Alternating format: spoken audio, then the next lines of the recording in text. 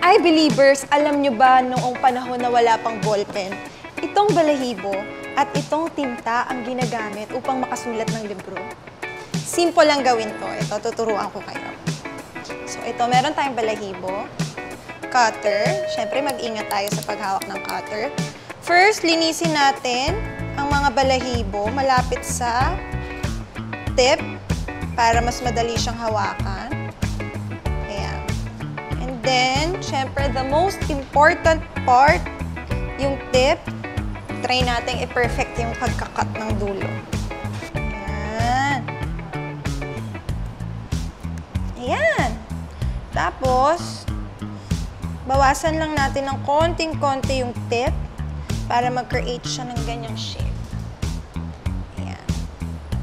Subukan na nating isawsaw sa ink.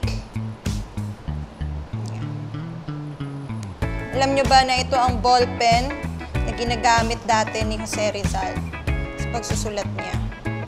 Saya pala nito, no? Tada! Yan! Ayan, mga ka-I Believe, kayang-kaya nyo rin gawin to.